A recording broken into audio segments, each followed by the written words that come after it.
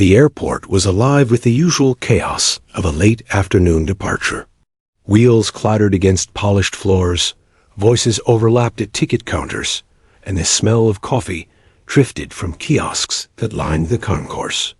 Families hustled with strollers, business travelers marched with briefcases, and vacationers laughed too loudly for anyone else's comfort. Above it all, announcements boomed in practiced tones, calling flights to gates, reminding passengers not to leave bags unattended. At Gate 47B, Flight 298 to Los Angeles was boarding in its usual order. First class first, then Group 1, then the rest, an orderly chaos that somehow always ended with every seat filled. The passengers, most of them weary from security checks, funneled down the jet bridge into the waiting aircraft. Inside, the Boeing 737 smelled faintly of stale air, jet fuel, and industrial carpet. Overhead bins creaked open as passengers shoved their belongings inside, muttering about legroom and window seats. A child cried 2 rows back before his mother quieted him with a tablet glowing cartoons. A man in a gray suit flipped open his laptop before the plane had even left the gate, tapping furiously at a spreadsheet. The air buzzed with the low hum of ordinary life. And there, in row 10, seat A, sat a woman no one noticed. She had boarded with Group 3, walking with neither hurry nor hesitation, her carry-on slung over one shoulder. She didn't fumble with her ticket, didn't complain about overhead space. She simply slipped into her window seat, buckled her belt, and leaned her head against the glass. By the time most passengers were still settling, she had already closed. Her eyes, her face, half lit by the afternoon sun, was unremarkable to a casual glance.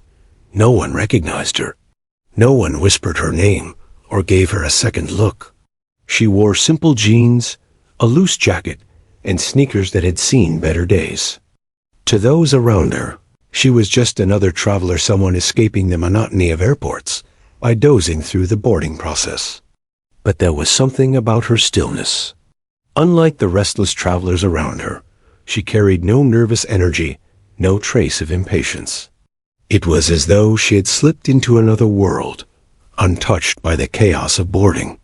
A man in 10B, a middle-aged salesman with a tired expression, glanced at her once, curious at how quickly she'd managed to fall asleep. Then he shrugged, pulled out a magazine, and forgot about her. The plane filled. Overhead compartments shut with a heavy thud. Flight attendants moved gracefully through the aisle, checking belts and reminding passengers to turn off devices. The safety demonstration began, accompanied by the mechanical gestures of the crew pointing at exits, oxygen masks, and seatbelts. Few paid attention. A teenager in the back row blasted music through his headphones. A man in 10B scrolled through emails on his phone. The woman in row 10 did not stir. When the engines roared to life, a ripple of vibration ran through the cabin. Conversations paused briefly as people felt the thrum beneath their feet, then resumed as if reassured by the sound. The plane taxied down the runway, paused, and then surged forward with unstoppable force. Passengers pressed against their seats, some gripping armrests, others smiling with anticipation. Outside, the world tilted, runways shrinking as the aircraft climbed steadily into the sky. The clouds greeted them, white and endless, spread like a kingdom above the earth. The passengers settled into the rhythm of flight. Seatbelts loosened, books opened, trays lowered for drinks. The flight attendants began their circuit with carts rattling softly down the aisle. In row 10, the woman remained asleep. At least, she appeared asleep. Her breathing was steady, but her mind drifted far from dreams of comfort. Behind her closed eyelids, fragments of memory flickered. The desert sun, blinding against her visor. The deafening roar of engines more powerful than this passenger jet could ever muster. A radio voice screaming coordinates. The unbearable silence that sometimes followed. She had taught herself to bury these memories, to let them lie dormant, like weapons locked in an armory, but they never truly slept. Not entirely. The man beside her noticed nothing. He shifted, cleared his throat, and signaled for a ginger ale. To him, she was just a stranger, someone who would remain anonymous for the duration of the flight. He could not know that in another life, she had flown machines worth millions, carrying the weight of nations on her shoulders. He could not know that in her hands rested decisions that once drew the line between survival and tragedy. The flight moved on. Baby laughed near the front. Someone spilled coffee. The Wi-Fi cut out, prompting groans of frustration. It was an ordinary flight in every sense of the word. But ordinary has a way of unraveling without warning. It began subtly, just a shift in the air pressure, a brief flicker on the captain's instruments. Nothing passengers would notice. The crew exchanged glances, professional smiles hiding a creeping tension. The captain adjusted dials, radioed a check, and kept his voice calm. To the passengers, it was invisible, unnoticed, irrelevant. They sipped sodas, watched movies, and napped peacefully. Only the woman in row 10 stirred slightly, her brow furrowing as though she sensed something. She shifted in her seat, eyes still closed, body attuned to vibrations others ignored. Years of training had sharpened instincts most civilians would never understand. To her, the smallest anomaly carried meaning. But she did not wake. Not yet. Instead, the world inside the aircraft remained cocooned in illusion. A teenager laughed at a video on his phone. The salesman in 10D scribbled numbers into a notebook. The woman in row 10 pressed her forehead against the window, where clouds passed in endless silence.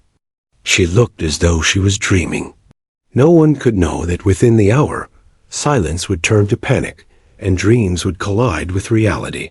For now, the plane soared peacefully, a fragile vessel of lives suspended between earth and sky.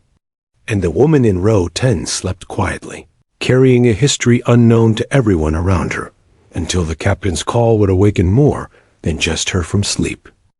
The flight had been smooth for more than an hour. The aircraft hummed steadily, the only interruptions the clatter of drink carts and the occasional request for an extra napkin.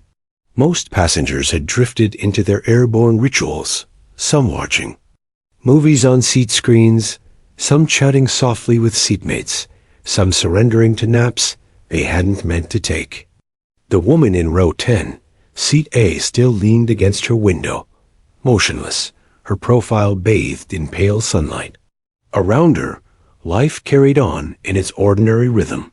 A boy in row 11 practiced chords on a silent guitar app, his lips moving with lyrics only he could hear. A pair of college students argued good-naturedly about sports standings. A grandmother across the aisle knitted slowly, humming under her breath. The illusion of peace shattered with a single violent jolt. The plane lurched without warning, throwing cups and phones against the ceiling before gravity reclaimed them. Gasps and cries rang out as passengers clutched armrests and seatbelts. A flight attendant, halfway down the aisle, gripped the back of a chair to keep from falling, her practiced smile flickering for a fraction of a second. Then came another jolt, harder, sharper, like a giant hand rattling the fuselage. Overhead, bins rattled and one burst open, spilling a backpack into the aisle. A baby shrieked. The boy with the silent guitar app dropped his phone, and it skittered beneath the seats. The cabin filled with the electric edge of fear. The captain's voice cut through the speaker system, steady but edged with urgency. Ladies and gentlemen, this is your captain speaking. Please remain seated with your seatbelts securely fastened. We are experiencing some unexpected turbulence. He paused, just long enough for the silence to deepen. We ask that you stay calm. Our crew is trained for these situations. Everything is under control. Passengers exchanged uneasy looks. His words were the right ones, but the tone, the smallest crack in his composure, betrayed something else. The turbulence eased, then returned in quick succession, as if the sky itself had begun to wrestle with the plane. Some passengers prayed quietly. Others tried to laugh it off, hiding fear beneath nervous jokes. But unease grew heavier, pressing against the walls of the cabin. In row 10, the woman's eyes fluttered open. For a moment, she said nothing, only listening, her gaze unfocused as if calibrating herself. She adjusted her seatbelt, her hands calm where others trembled.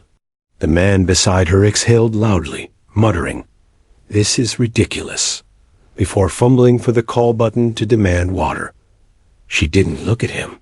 Her focus was elsewhere, listening not to the chaos in the cabin, but to the subtle rhythm of the engines, the shifts in altitude, the coded tension in the captain's voice. Minutes later, the intercom crackled again. The captain's voice was firmer now, clipped, like a man reading words from a script he hadn't expected to use. "Ladies and gentlemen, I need your full attention." Conversations died. Even children sensed the weight in his tone. "We have received an alert from U.S. Air Defense. There are unidentified aircraft in our vicinity.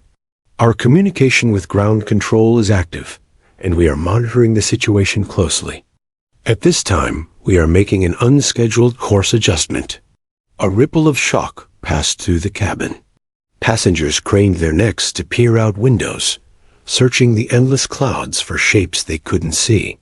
Some muttered in confusion, others in disbelief. The captain continued, "If there are any trained combat pilots aboard this aircraft, please identify yourself to the cabin crew immediately." Silence followed, deep and crushing. The grandmother lowered her knitting needles into her lap. The college students froze.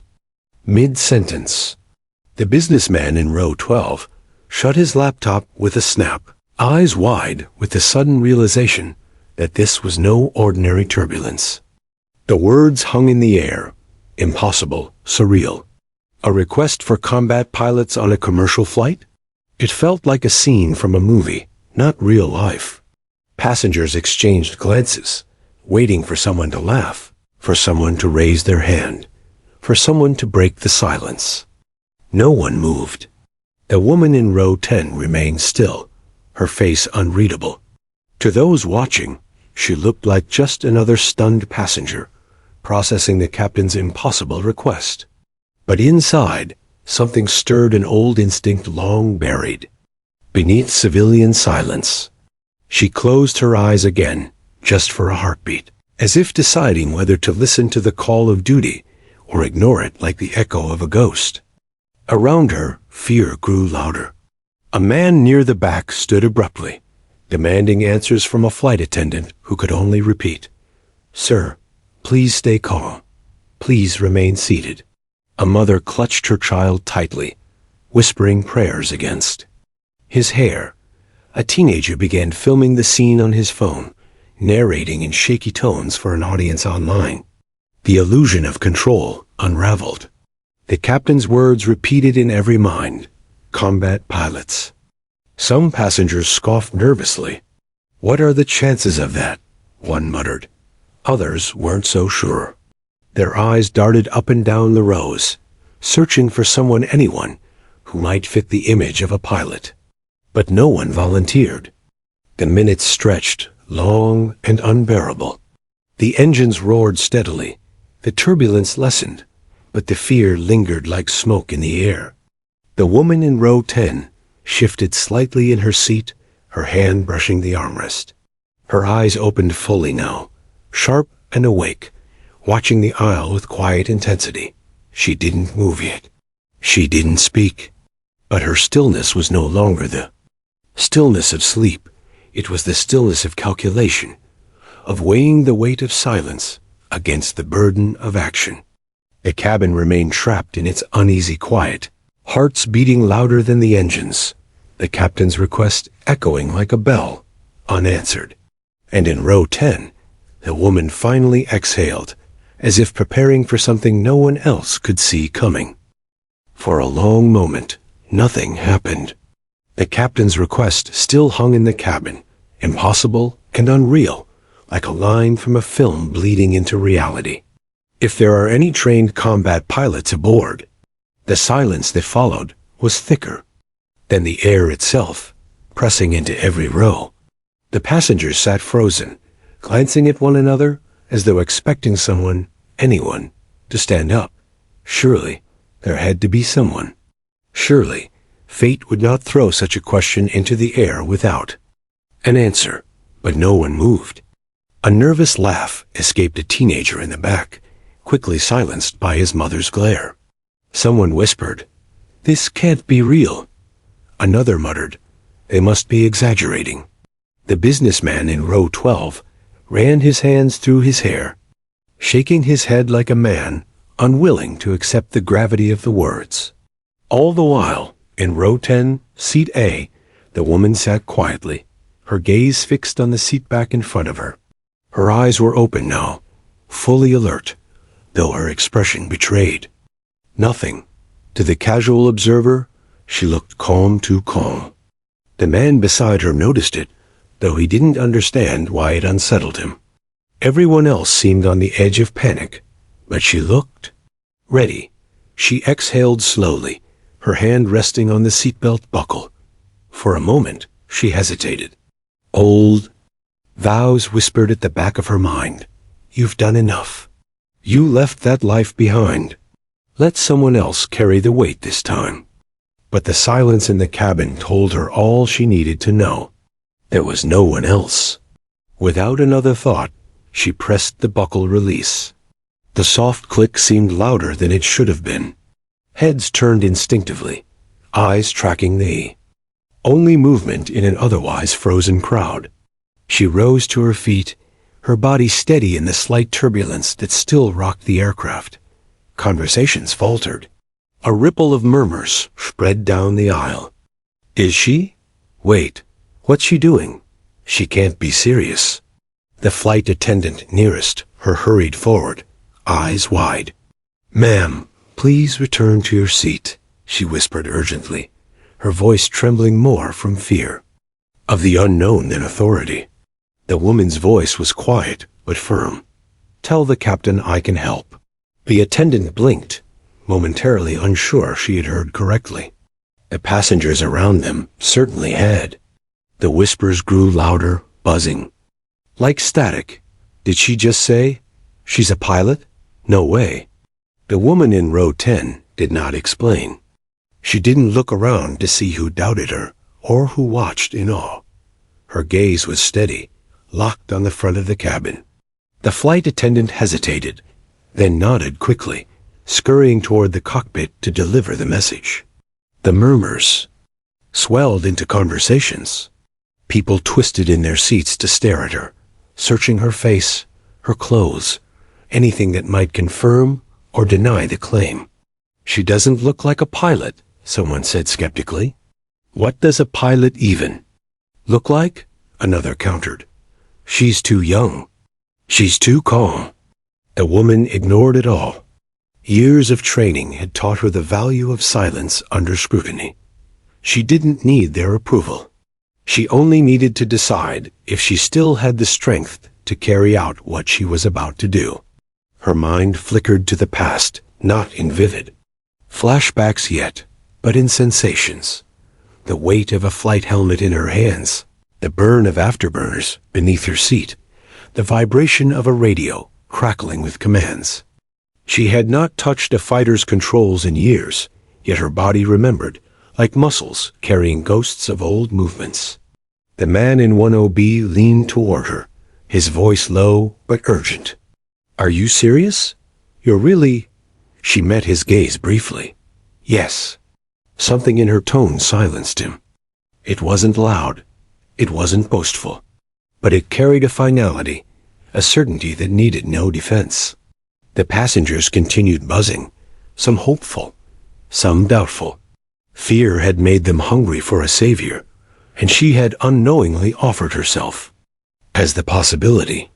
The flight attendant returned, her expression pale but determined. She gestured toward the cockpit. "The captain would like to speak with you." All eyes followed her as she stepped into the aisle. For a brief second, the cabin seemed to hold its breath. The murmurs died, replaced by the rhythmic thrum of engines and the occasional rattle of turbulence.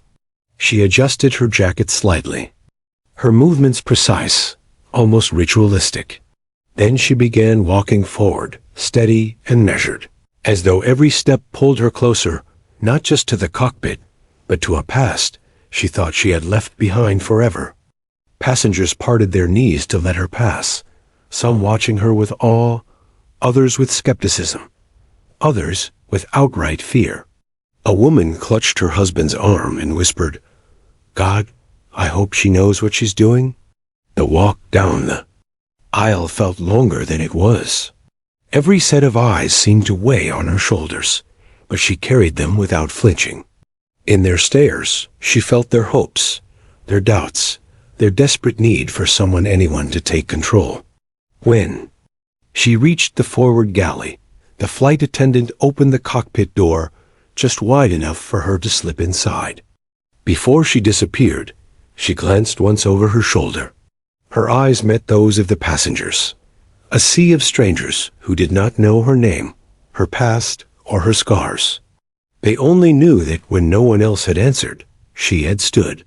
And with that, she stepped into the cockpit, the door closing behind her with a decisive click that echoed louder than any announcement. The passengers erupted into hushed conversation. "Who is she? Do you think she's the real deal? She has to be? Why else would she go up there? God help us if she's not." In row 10, the empty seat by the window sat as quiet as a ghost, a silent reminder that sometimes the most unassuming strangers carry the heaviest secrets.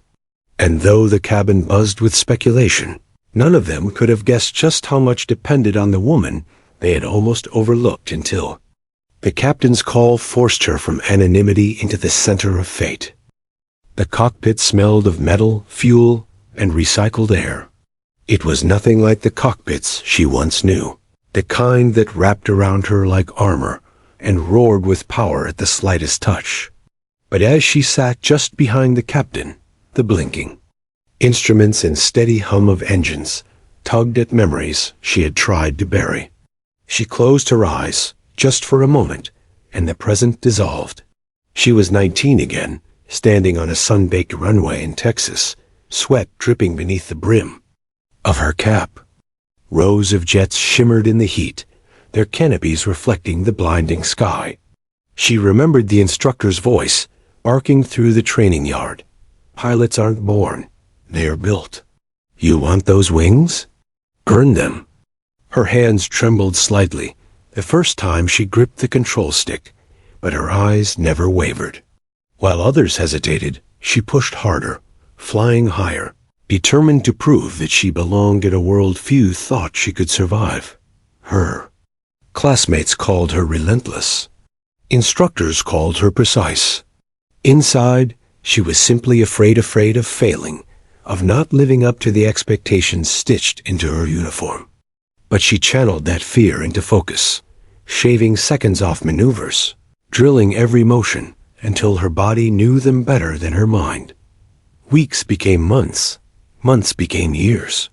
By the time her wings were pinned to her chest, she was no longer the trembling girl on the runway. She was a pilot, one of the best. The memory shifted. Now she was strapped into a fighter jet, the roar of the engines drowning out everything but the pounding of her own heart. It was her first deployment overseas, the desert stretching endless. Beneath her, Red Hawk 3, you're cleared. Maintain altitude. Watch your 6. The voice in her headset was calm, but her nerves buzzed. She gripped the throttle, the machine trembling with restrained power beneath her. Then she pushed forward, the jet screaming into the night sky. The mission was simple. Patrol, observe, report. But nothing about war was simple. She remembered. The first time she saw tracer fire rip through the dark. The first time she felt the sky come alive with danger. Her training had prepared her for maneuvers, for tactics, for survival. But nothing had prepared her for the knowledge that real lives on the ground, in the air, beside her in formation depended on her decisions. She performed flawlessly, though. Her jet became an extension of her body, her mind sharpening to a razor's edge. The fear never vanished, but she learned to cage it, to fly with it instead of against it. Her squadron noticed. She rose quickly, respected not for her words. She was never one to brag, but for her actions. When she flew, others trusted they would make it home. But the memories weren't all victories. She could still see the face of Lieutenant Harris, the rookie who had flown too close to enemy fire. She remembered screaming his call sign over the radio, her voice raw, trying to guide him back. She remembered the explosion that silenced him. Mid-reply. For weeks after, she replayed the moment in her mind, searching for what she could have done differently. Could she have warned him sooner? Should she have taken his place in the formation? The guilt carved into her, heavier than the medals they pinned on her chest after each successful mission. She learned to carry those ghosts quietly. Her squadron needed her strong, so she smiled when they smiled, saluted when they saluted, and kept the grief locked away in silence. But every new mission brought the risk of more faces, more names, more losses. Years passed. She became a captain, commanding respect in every hangar she entered. She flew missions no one else wanted, braved skies most feared. She earned medals, though she kept them hidden in a box, never displayed. Each ribbon felt less like honor and more like a reminder of what it had cost. Her body bore scars, an injured shoulder from an ejection gone wrong, burns from shrapnel that had torn through her cockpit. But it was the invisible wounds that weighed heavier, nights spent staring at ceilings, ears ringing with phantom radio chatter, heart racing at the memory of alarms. She told herself she could endure forever. That was the job. That was the life. But endurance had a limit. It came one night after her final mission, when her squadron returned with one jet missing. She stood alone on the runway, helmet under, her arm staring at the empty space where her wingman should have landed. She'd given the right orders. She knew it wasn't her fault. But the silence of that missing engine echoed louder than the roar of all the others combined. That night, she packed her things. Weeks later, she turned in her resignation. Back in the present, she exhaled slowly. The memories had passed like lightning, sharp and unrelenting. She opened her eyes, returning to the dim light of the passenger jet's cockpit. The captain and co-pilot were watching her carefully. They hadn't asked for her history yet, but her silence carried the weight of it all. They didn't need the details. They only needed to know one thing. Could she help them now? Her gaze moved to the radar screen, where blips hovered too close. For comfort, she recognized the patterns instantly. Training, combat, years of experience, all of it came rushing back, as natural as breathing. She straightened in her seat, her voice calm, professional. I'll need your comms. And I'll need you to trust me. The captain hesitated only a second before nodding. He had sensed it too, the presence of someone who had carried skies far more dangerous than this. As her hands brushed the controls, she felt the strange duality of time. Part of her was the young cadet again, trembling on the runway. Part of her was the seasoned pilot, scars hidden but strength intact. And part of her was simply a woman who had once vowed to leave this life behind, now thrust back into it by fate.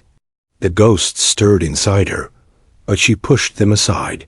There was no room for hesitation now.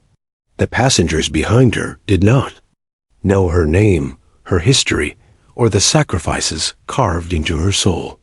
But they would know one thing soon enough. When the sky called, she answered. The cockpit door shut behind her with a muted thud, cutting her off from the murmurs of passengers outside. The space was dimly lit, crowded with blinking instruments, and the low hum of machines working overtime. For a heartbeat, all she heard was the synchronized breathing of the two men seated before her, the captain and his co-pilot. The captain turned in his chair, his face etched with strain. His uniform was damp at the collar, his hands tight around the armrests. He was a commercial pilot, not a soldier, and though he carried authority, the situation unfolding was unlike anything he had trained for. "You're the one who said you could help," he said, his voice hushed but urgent. His eyes searched, hers looking for proof in her steady gaze. "Are you really?" "I was," she replied simply. The co-pilot glanced at her skeptically, disbelief flickering in his eyes. "With respect, Mom, this isn't the time for—" "She's not joking," the captain cut in. His intuition told him what his co-pilot doubted. The calm in her tone, the discipline in her posture, these weren't things a civilian could fake. The woman stepped closer, resting a hand lightly on the back of the captain's chair as she leaned forward to study the radar. Green blips pulsed steadily across the screen, two of them much too close to the aircraft's path. She needed only a glance to understand the gravity. "Those aren't civilian," she said quietly. "Their flight patterns are military, aggressive." The co-pilot frowned. "Could be a training exercise." She shook her head. "Not at this altitude, not in this airspace, and not in proximity to a commercial liner carrying 200 people." Her certainty silenced him. The captain cleared his throat, forcing composure. "Air defense confirmed contact. They've scrambled support, but reinforcements are still minutes away. We need to buy time until they get here." Minutes. In combat, minutes could stretch like lifetimes or vanish in a heartbeat. He looked at her again, the weight of command pressing heavily on him. "You know what you're doing." "I can tell."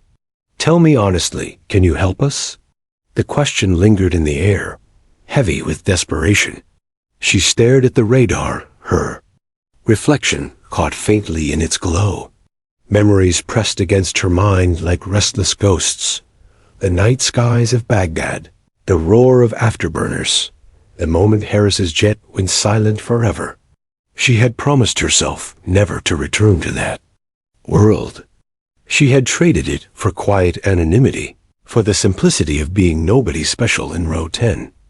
Yet here she was, dragged back into the storm by a single question. Her silence stretched long enough for the co-pilot to shift uncomfortably. "Captain, with all due respect, we can't hand over control of this aircraft to—" "I'm not asking for control," she interrupted, her voice calm but edged with steel. "You fly your plane, but I can read their movements, anticipate their tactics, and coordinate with Air Command. You don't have the training for that." "I do." Her words cut through the doubt like a blade. The captain studied her, measuring the resolve behind her eyes. He saw no hesitation there, only a quiet certainty born of experience.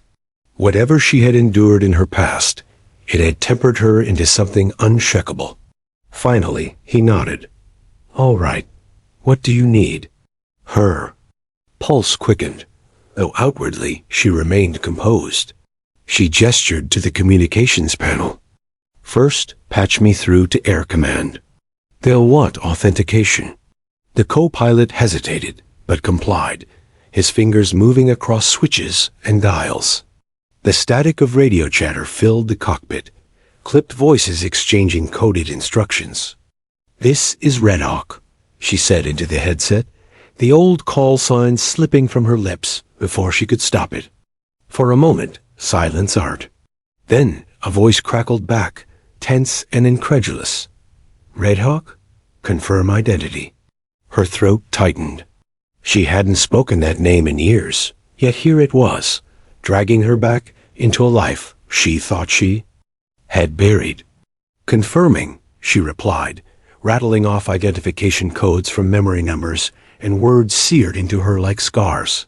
She finished, then waited. Another pause. Then the voice returned, sharper now, laced with recognition. "Copy that, Red Hawk. Stand by. Reinforcements inbound." The co-pilot's jaw slackened. The captain let out a breath he hadn't realized he was holding. She removed the headset for a moment, her hand steady, though her chest ached with the weight of the past. "We've got about 10 minutes, she said, scanning the radar again. "Maybe less." 10 minutes, the captain echoed grimly. "All right, tell us what to do." The cockpit felt tighter now, the air heavier with tension. The captain and co-pilot leaned toward her, leading. She took a breath. This was the moment, the crossroads between the life she had left behind and the life thrust upon her again. "You keep this plane steady," she said firmly. "No sudden climbs or dives unless I say so. They'll test us, try to push us into panic. Don't give them the satisfaction. Think of them like wolves circle, intimidate, probe for weakness. But if we hold formation, we stand a chance." The captain nodded quickly, absorbing every word. The co-pilot, still visibly shaken, frowned. "And if they fire?" Her gaze flicked to him, calm and unflinching. "Then we pray reinforcements arrive first." The bluntness silenced him. For a moment, no one spoke. The hum of the engines filled the void, steady and indifferent. Outside, clouds drifted lazily past the windows, betraying none of the danger closing in. The captain turned his chair slightly toward her, his eyes searching hers once more. "Why are you here? On this flight, I mean. You don't strike me as someone who does much napping in row 10. She hesitated, and shrugged lightly. "Maybe. I wanted to be ordinary for a while." His lips pressed into a thin line, but he didn't pry further. He understood. Everyone had ghosts. Her thoughts flickered briefly to the passengers beyond the door. The grandmother with her knitting needles, the boy with the silent guitar, the businessman glued to his emails. They had no idea how close the danger had come, or how fragile their safety was. They only knew that a stranger had stood when no one else did. The responsibility pressed against her chest, heavy but familiar. She had carried lives before. She had lost some, but she had always carried them. The captain's voice broke the silence. "I need to know, before we go any further. Can I trust you?" She met his gaze evenly, her voice low but unwavering. "You don't have a choice, but yes, you can trust me." The answer wasn't given lightly. It was a promise, one she wasn't sure she could keep, but one she had no choice but to make. The cockpit grew quiet again, save for the crackle of radio chatter. The captain adjusted the controls, the co-pilot monitored instruments, as she leaned forward, eyes fixed on the radar. The blips edged closer. Her pulse steadied, the old rhythm of combat settling into her bones.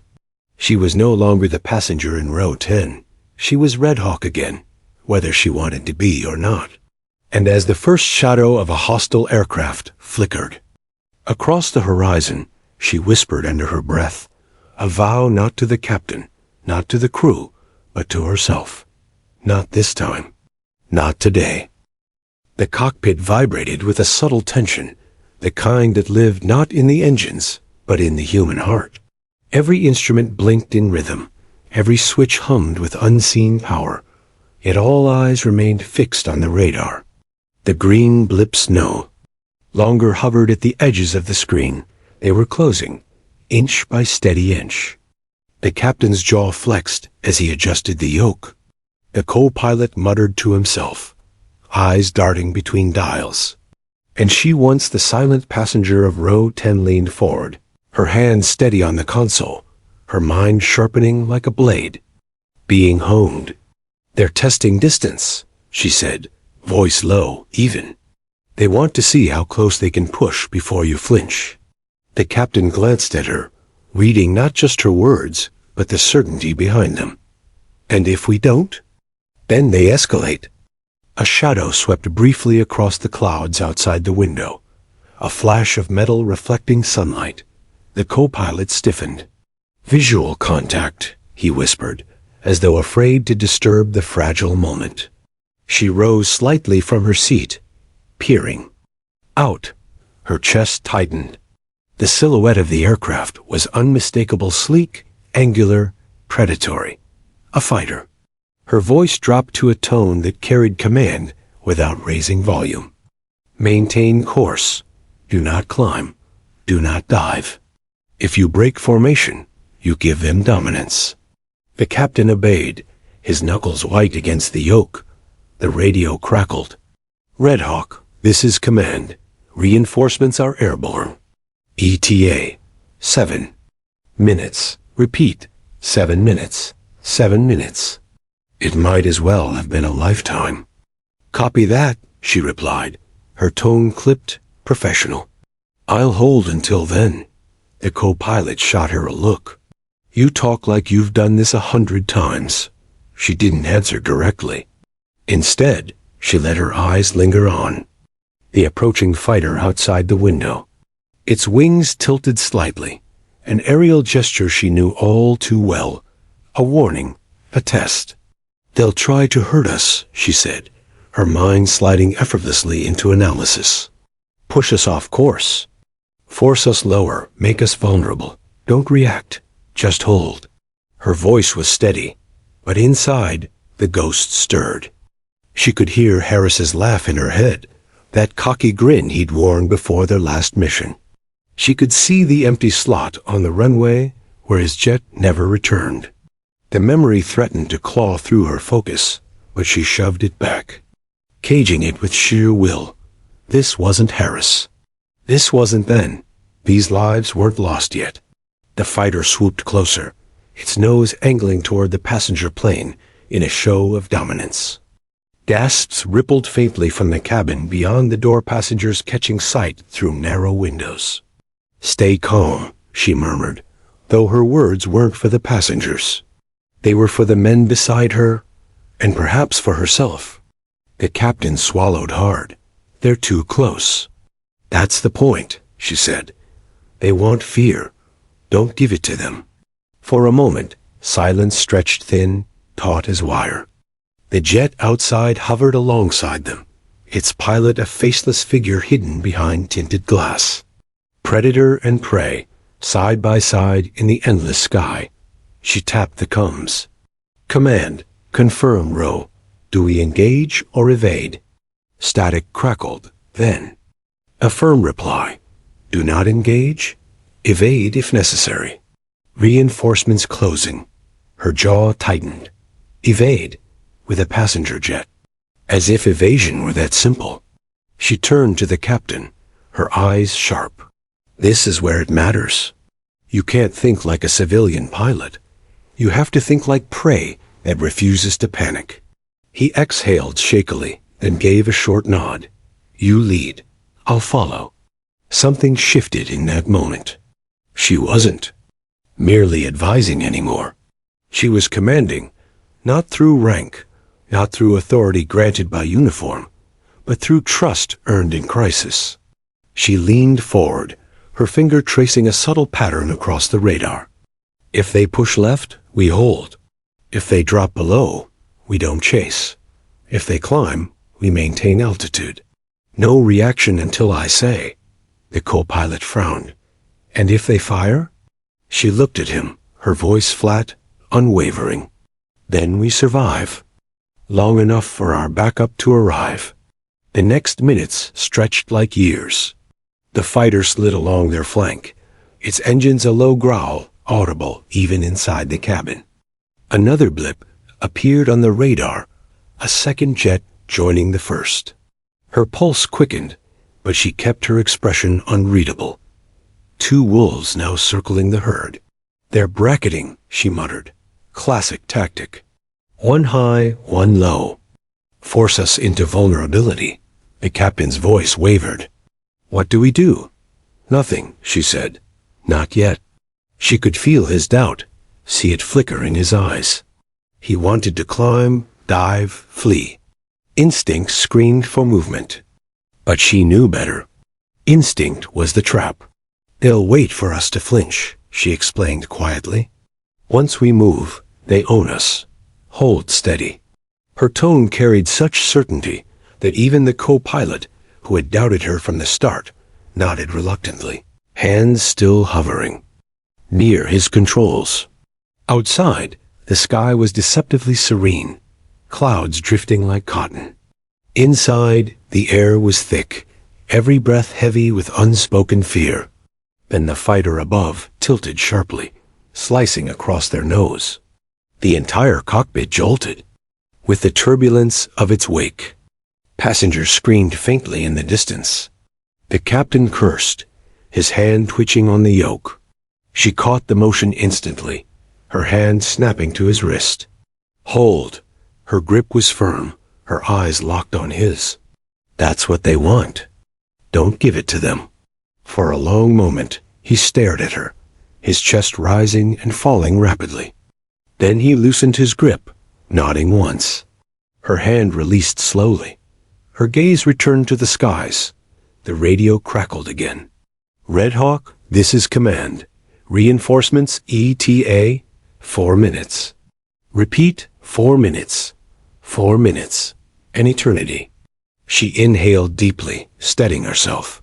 Copy. The co-pilot rubbed his temple, sweat beading at his hairline.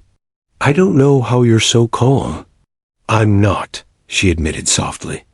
I just know panic won't help. It was the closest she'd come to revealing the truth that calmness wasn't absence of fear, but mastery over it. Her eyes flicked back to the radar. The two blips tightened formation, circling closer, closer. Her pulse quickened. They're preparing for a pass, she said, voice clipped. Brace. The captain gripped the yoke, knuckles white. The jet outside swooped suddenly, cutting across their wingtip, so close she could see the rivets in its underbelly. The entire passenger plane shuddered violently. Gasps and shouts erupted from the cabin. Still, she didn't flinch. Instead, she pressed the comms. Command, be advised. Hostiles escalating.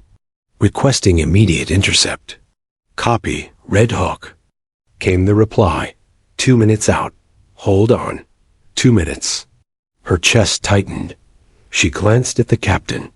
He was pale, sweat streaking his temple. Yet his eyes were on her, waiting for instruction. She realized then the weight of her return, not just to duty, but to trust. These men, this aircraft, these passengers, they had given her their faith, and she couldn't betray it. She straightened. Her voice clear, resolute. We hold 2 more minutes. No matter what they throw at us. The captain nodded, his grip steadying. The co-pilot exhaled sharply, bracing himself. She turned back to the radar, her heart pounding. Outside, the fighters circled like predators tasting blood. 2 minutes. Just 2. Her eyes narrowed. Not today, she whispered again. And the sky waited. The seconds crawled by like hours. Every light on the console seemed louder, every hum of the engines heavier, as though the plane itself felt the suffocating tension pressing in on all sides. 2 hostile fighters circled the passenger jet, sharks, in a pool far too small. Their wings glinted as they rolled, one high, one low, daring the larger aircraft to falter. The passengers, unaware of full details but sensing danger, whispered and clutched armrests beyond the cockpit door. The air was thick with invisible dread. Inside the cockpit, she leaned forward, eyes locked on the radar. Her breathing was steady, but her pulse thundered beneath the calm exterior. 1 more minute, the captain muttered under his breath, sweat tracing his temple. Hold it, she said firmly. Don't break. Not now. The co-pilot shifted in his seat, muttering. If they wanted us down, we'd already be down. She didn't answer. She knew the truth. The enemy wasn't after destruction. Not yet. They wanted intimidation, control, leverage. And if they succeeded in forcing this plane off course, The consequences could be catastrophic. Then, faint at first, but unmistakable, the radio crackled with a new voice. "Red Hawk, this is Falcon 1. We have visual. Stand by." Her chest tightened, a mix of relief and memory surging at once. Reinforcements. The cavalry had arrived. She pressed the comms, her voice clipped, professional. "Falcon 1, this is Red Hawk. Hostiles at our 12 and 6, bracketing. Aggressive posturing. Civilians on board. Priority is deterrence, not engagement. Copy that, Red Hawk. We're moving in." A cockpit fell silent as the first friendly jet streaked across the horizon. A silver streak in the distance at first, then a roaring presence slicing through clouds with the speed and precision only a combat pilot could command. The captain exhaled in disbelief, eyes wide as he tracked the fighter outside. There, beautiful, she allowed herself a small, grim smile. Their lifelines. Within moments, another jet appeared, then another 3 in total, sliding into tight formation. Their wings flashed sunlight as they banked, their engines thunder a reassurance that rattled the windows. The hostile fighters reacted instantly. Pulling wider arcs, their dominance challenged.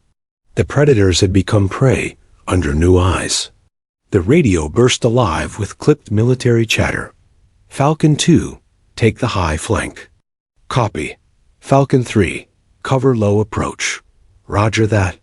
Her ears drank in the rhythm like an old song, one she hadn't realized she missed. The rapid coordination, the efficiency, the razor-edge calm, it was the language of the sky, and it stirred something deep within her chest. The captain, watching the maneuvers outside, whispered, "It's like watching wolves fight wolves." "Not wolves," she corrected softly. "Guardians." The friendly jets closed in, one passing so close to the passenger plane that she could see the pilot inside tilt his helmeted head as if to reassure them. The captain let out a shaky laugh. The co-pilot muttered a prayer.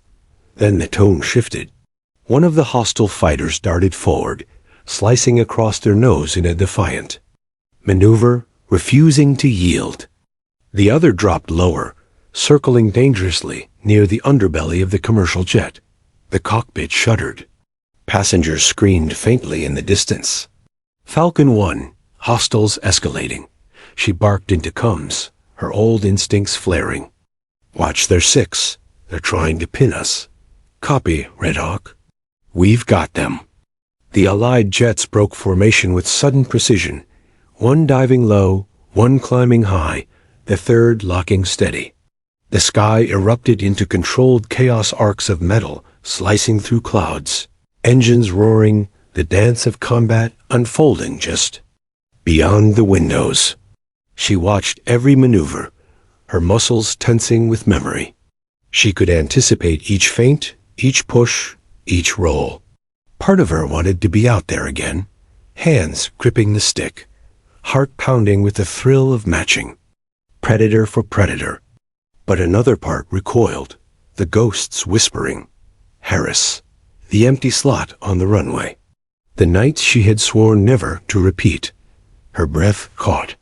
She wasn't flying, but her body reacted as if she were, shoulders coiled, eyes flicking with each movement.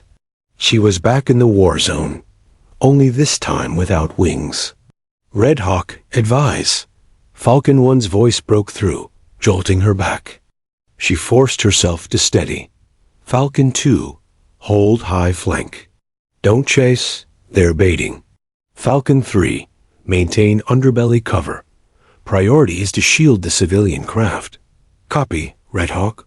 The captain glanced at her, awe mingling with relief. You're running the fight." Her lips pressed into a thin line.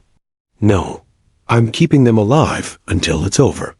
The hostile fighters twisted, testing, but their advantage was gone. With each pass, the Allied jets pressed them harder, cutting off angles, denying momentum. The sky was no longer theirs. One hostile broke off sharply, streaking away into the horizon. The second lingered, defiant, circling like a wolf, refusing to abandon the hunt. Falcon 1, watch the lingerer, she warned. He's desperate. Copy. We see him. The defiant jet dove suddenly, pulling close enough that turbulence rattled the passenger plane. Screams echoed faintly from the cabin. The captain cursed, his hand jerking instinctively toward the yoke. Her voice cut through like steel. Hold. He froze, trusting her. In the next instant, Falcon 3 swooped between them, a wall of steel and thunder, forcing the hostile to break away. The sky cracked with the roar of engines. The clash of wills fought not with bullets, but with presence, precision, dominance. And then, just like that, it was over.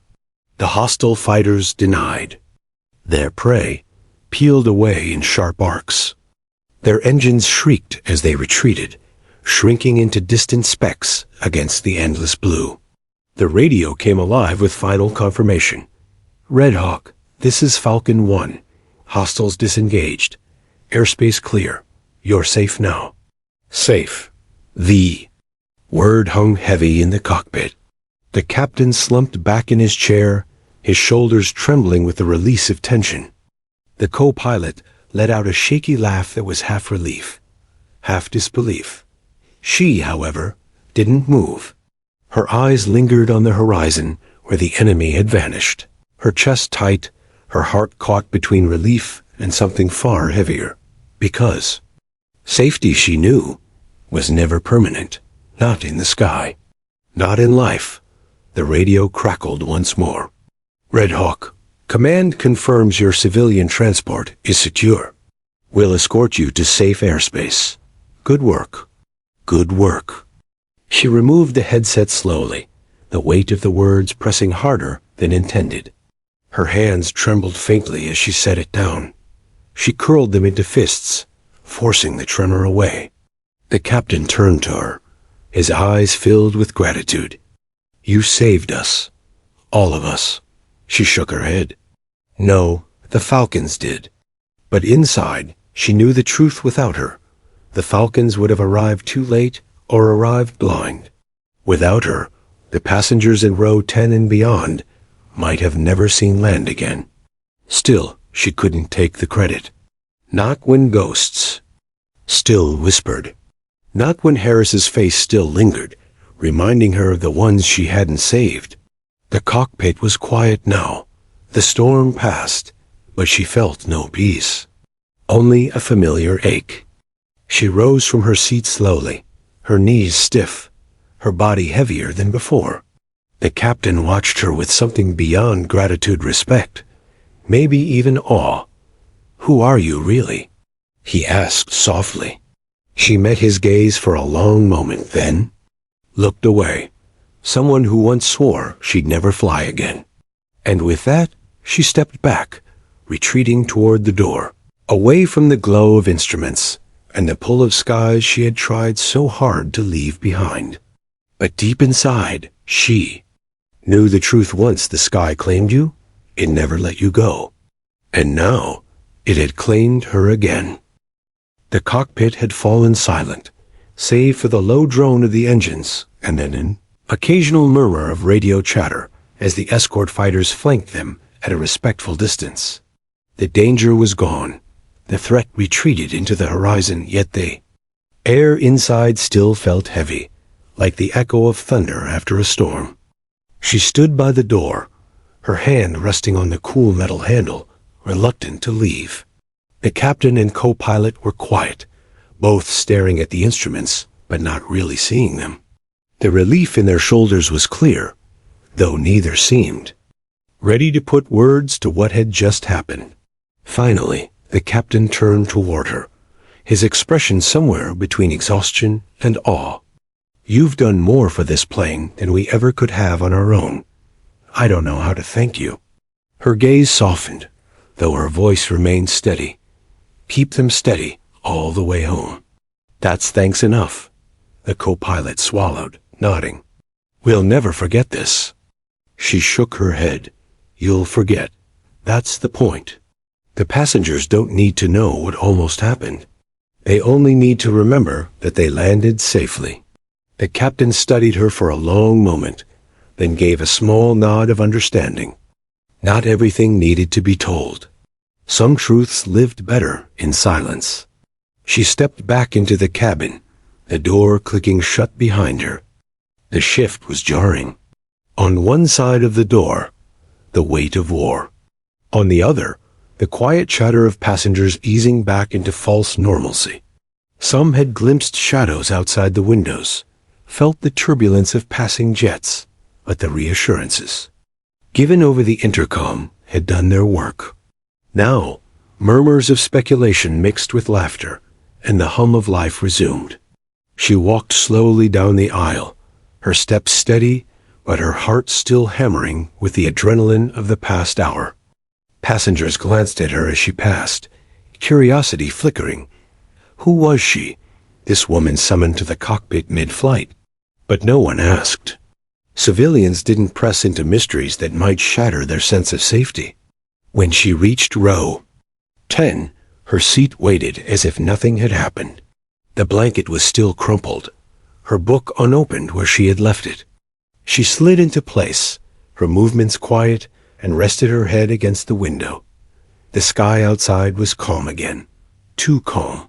Minutes stretched into hours as the flight continued under escort, their guardians holding watch in silent arcs.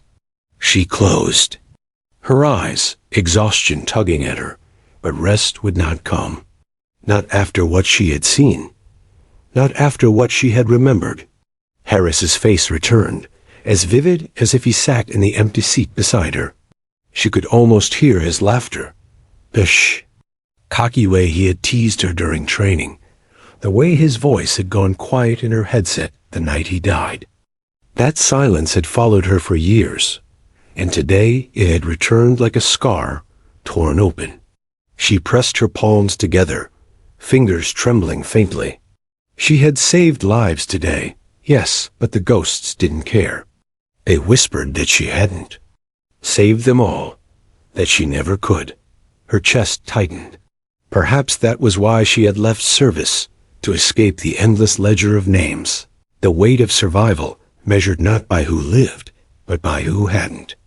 And yet, here she was, pulled back in, chosen by the sky once more.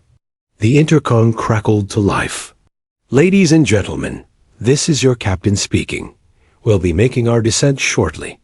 We are escorted by military aircraft as a precaution.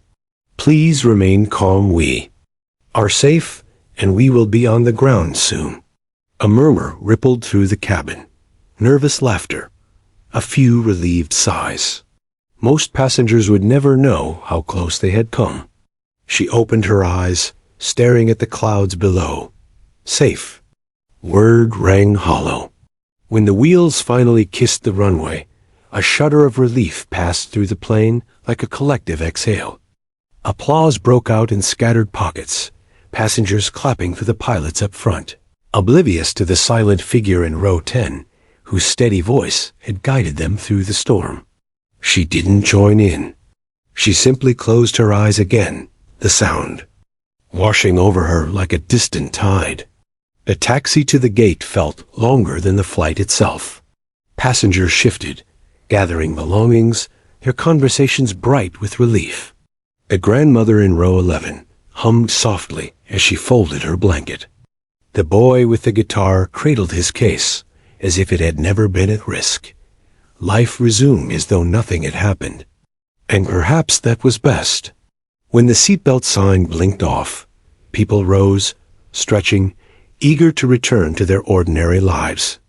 She remained seated, waiting, letting the cabin empty before standing. She didn't want thanks. She didn't want eyes on her. She only wanted silence. A captain was waiting by the door when she finally approached. His uniform was neat again, his composure restored, but his eyes betrayed the truth. He would never forget her. "You'll always have a seat in my cockpit," he said softly. She met his gaze for a moment, then gave the smallest of nods. "Let's hope it never comes to that again." He smiled faintly, then let her pass. The jet bridge stretched ahead, the noise of the terminal spilling faintly from the far end. She walked slowly, her bag slung over her shoulder, the world already pulling her back into anonymity. Around her, passengers chatted into phones, laughing, crying, reuniting. No one pointed at her. No one whispered her name. That was how she preferred it. And yet, as she stepped into the terminal, she couldn't shake the feeling that something had shifted, that the silence she had kept for years was broken now, the sky refusing to release its hold. She paused at a window overlooking the runway. Outside, the escort fighters circled one last time before peeling away, disappearing into the horizon. She watched them go, her chest tightening with something she couldn't name. Pride, longing, grief. Once, she had flown among them. Once, she had been the blade in the sky, sharp and unyielding. She had walked away, but today proved she could never truly sever that bond. Red Hawk, she whispered to her reflection in the glass, the old name tasting both foreign and familiar. On her tongue. The reflection stared back, a woman older now, scarred in ways no one could see, but still carrying the fire of who she had been. She turned away, pulling her bag tighter against her shoulder, and walked into the crowd. Behind her, the plane she had saved emptied without fanfare, its passengers free to resume their lives, never knowing how close they had come to losing them. Ahead of her, the world stretched wide, ordinary, and unremarkable. But inside her, the storm still raged quietly, a reminder of the life she had once lived and the truth she could no longer deny. She was not just a passenger, not just someone in row 10. She was a pilot, a survivor, a guardian once called Red Hawk. And though she craved silence, she knew the sky would call again. And when it did, she would answer.